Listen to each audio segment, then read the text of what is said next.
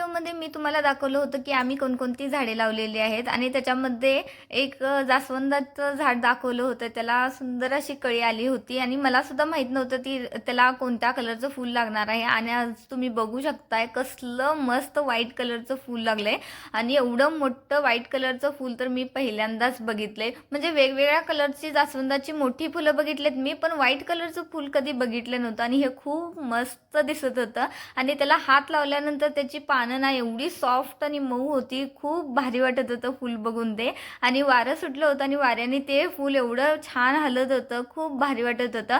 आणि दुसऱ्या एका झाडाला सुद्धा व्हाईट कलरचीच फुले लागतात, छोटी छोटी लागतात, ती सुद्धा खूप सुंदर आहेत. आणि कालच्या व्हिडिओमध्ये मी तुम्हाला दाखवलं होतं एक लागलेलं फूल ते, आणि ते आज गळून पडले आणि त्याच्याच दुसऱ्या फांदीला अजून एक छोटंसं फूल लागलंय, ते सुद्धा खूप मस्त वाटत होतं.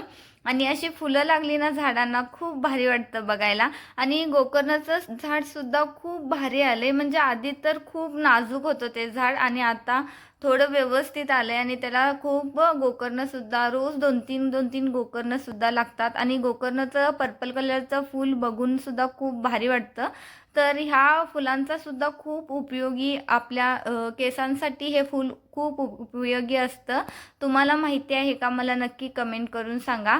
आणि ही सगळी झाडे तुम्हाला कशी वाटली मला नक्की कमेंट करून सांगा. आणि मी खूप वेळा व्हाईट म्हणजे पिंक कलरचं आणि रेड कलरचं चिनी गुलाब बघितलं आहे, पण येलो कलरचं काहीतरी मला वेगळं वाटत होतं म्हणून मी ते आणून लावले आणि ते सुद्धा खूप भारी वाटत होतं. आणि या व्हाईट कलरच्या फुलासोबत व्हिडिओ घेताना मला म्हणजे मोह आवरलाच नाही, व्हिडिओ मी घेतलाच. आणि हे जे वेल आले ना, हे आम्ही वेल लावलेलं नाही, हे आपोआपच कुंडीत वेल आले. आणि हे वेल कशाचं आहे हे मला नक्की कमेंट करून सांगा, कारण त्याला ना म्हणजे काहीच लागत नाही आहे, फक्त वेल वाढतच चाललंय ते, आणि ते कशाचं आहे ते मला माहीत नाही. आणि परवा आम्ही नर्सरीतून हे एक प्लांट घेऊन आलेलो आहोत आणि त्याला पाणी घालायचं होतं म्हणून थोडं पाणी घातलं त्याला. हे प्लांट इंडोर प्लांट आहे, हे घरामध्ये ठेवायचं आहे, पण आत्ता वातावरण एवढं हे होतं की मी त्याला बाहेर ठेवूनच पाणी घातलं आणि त्याला थोडं पानांच्या वरती सुद्धा त्याला पाणी सोडलं, कारण खूप धूळ बसली होती थोडी आणि थोडं वाईट वाईट वाटत होतं म्हणून त्याच्यावर सुद्धा पाणी सोडलं.